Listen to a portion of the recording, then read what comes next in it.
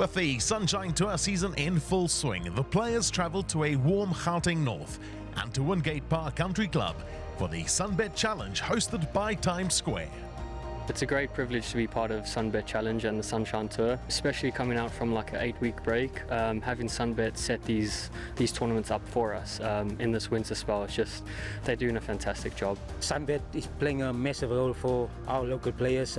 Without Sunbet, there's no tournament to win, get yourself exempt, and that's the opportunity that we have this week. If you win, you're exempt for the big ones, and you can go on to do big things on the big stage.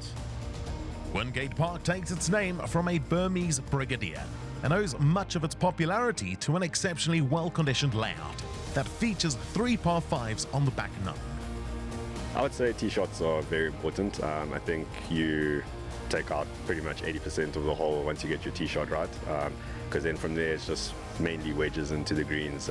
It's not too long of a course. I would say if you're teeing the ball well, then you'll give yourself a lot of chances to make a lot of birdies here. Soft conditions made for a longer test. Still, Jacques Blau, who equalled the course record of 62 last year, signed for an opening 66. For some reason, I like this golf course. Greens are normally very good here. This year it's a little bit slower than normal, but yeah, I made a couple of putts and also left a couple out there, but very happy with my start. Benoni-born James Mack was the only player on the first page of the leaderboard not to drop a single shot on day one, and he went round in 65. I had my father-in-law on the bag this week, and he knows a thing or two about golf. And I just said to him, do you want to come out and just talk to me on the course and just relax me a little bit? So to shoot 7 under with him on the bag, that's going to go down well. But it's always fun coming back here. I always tend to play well. A lot of the tee shots suit me, so I don't get fearful on any of the holes. But yeah, the front 9 was 4 4s in a row and then 5 3s, so it was exciting. With the wind picking up in the afternoon, a strong back 9 carried multiple Sunshine Tour winner Neil Skiddicat to an impressive opening round of 8 under par 64.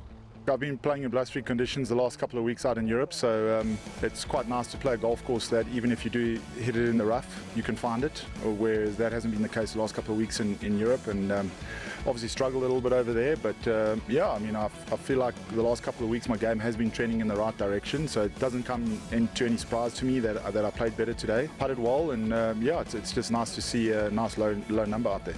It was a welcome return to form for Skiddicat, who held a 1-stroke lead over Mack, while Blau, Jean-Paul Strydom and Martin Foster shared third with Jacqueline Hess in the group at 5 under par. Fresh out of college, Marcus Sandile Taylor has taken his first steps into the professional ranks. And having secured his Sunshine Tour status, this exciting youngster is making his presence felt. The transition from amateur to professional for me has been quite a big step, considering where I've come from and the last couple of years with my knee surgery and stuff like that. It has been a big adjustment. First couple of events I was really nervous, and then got settled in my third event in Zambia, and then with a decent finish last week playing in the final group, I'm starting to kind of find my groove and feel a little bit more comfortable and not be rude and wild about like who I'm playing with, and kind of just being in my own bubble at the minute.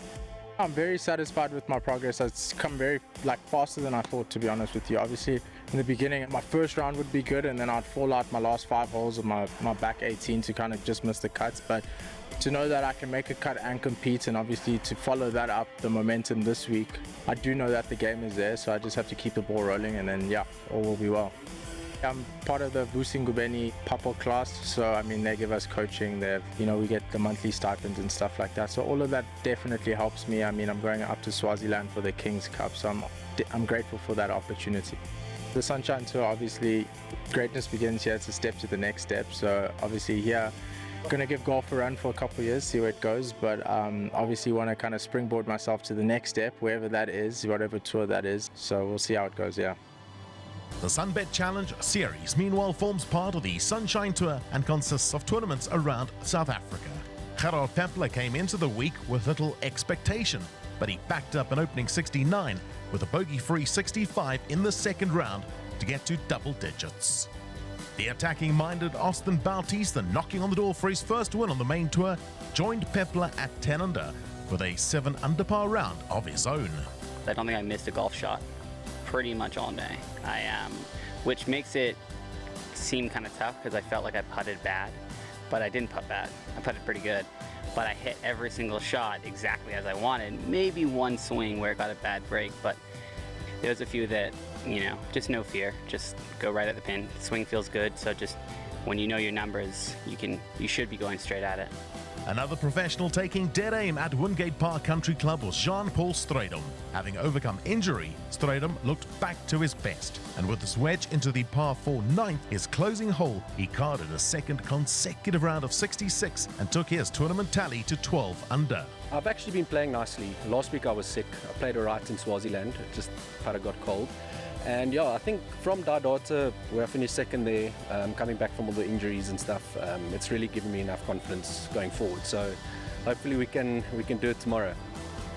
It was a round that had a little bit of everything, but Strydom earned a 2-stroke advantage, while Pepler, Bautista and James Mack were his closest challengers heading into the final round. Michael Hollick is enjoying a purple patch in his career. And it's no surprise his turnaround story comes at a time when he's the most settled on and off the fairways. 3 wins in 15 months. It has been good, and I would say for the last 3 years it has sort of been trending in the right direction. But in this game, the difference between winning and coming 10th, it's a lot tougher to win. The margins are small, so yeah, I'm grateful to be where I am now, but it has been a bumpy road along the way. I've got a fantastic wife, I've got 2 little kids, we've got a nice business, I've got my coaching that I do when I'm back home, so I don't have to play every single week on tour. So I've got a good balance. I think just from a mental point of view, it makes life a lot easier, a lot less noise between the ears when you're out on the golf course, and I'm enjoying my golf a lot more. Every golfer has stages of their career where things feel easy, things feel tough, but I think it's how you sort of persevere and get through those areas. And I genuinely believe that sometimes just banging away at the door and grinding non-stop is not the answer.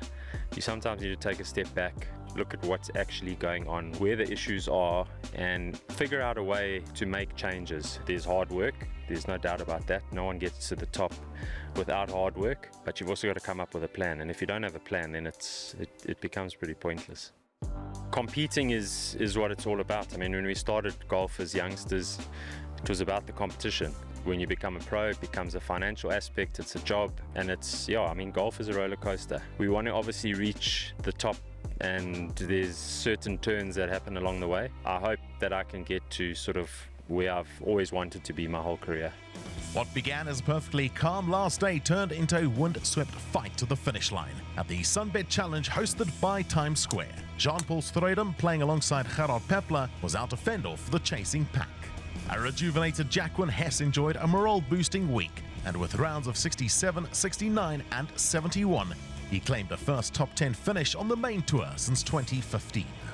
Tyron Snyders came out guns blazing and applied leaderboard pressure with a front half of 31. But after closing the 4-shot deficit, the Silver Lakes professional came home in 40 and tied for 8th place on 9 under par. Strydom knew the importance of finding fairways and greens, and the tournament's overnight frontrunner started strong in pursuit of a first victory since he captured the Tour Championship in 2019. The 34-year-old made the turn in level par. Austin Bautista continued to hunt down an elusive Sunshine Tour title, and with a closing 71 that featured an inward half of 35, the Australian moved up to 5th position on the Sunshine Tour's Career Guy Order of Merit. Former Junior President's Cup star Yurav Premnul continued his solid form.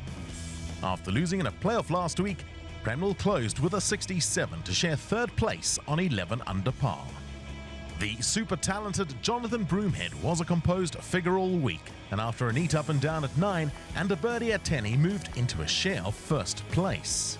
James Mack gave it a great run in Pretoria as he targeted a maiden victory on tour. The 26-year-old finished up alongside Premnul, Bautista and local man Estian Conradi.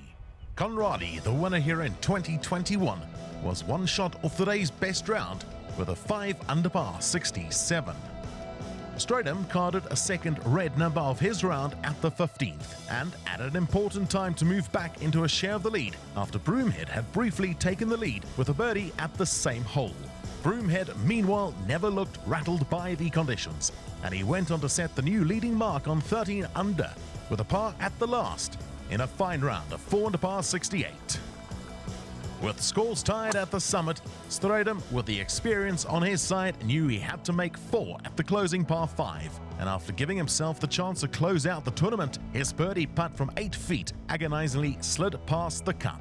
A frustrating par to close off 54 holes, and a round of 71 meant we were in for more drama down 18 to decide the outcome of the Sunbet Challenge hosted by Times Square. Strydom, looking to end his barren run of 6 years without a trophy, gave it his all. But ultimately, Broomhead, showing nerves of steel, shone on the first hole of a sudden death playoff. The 24-year-old was able to negotiate the difficulties of a tricky pin location and claimed a second playoff victory of his career.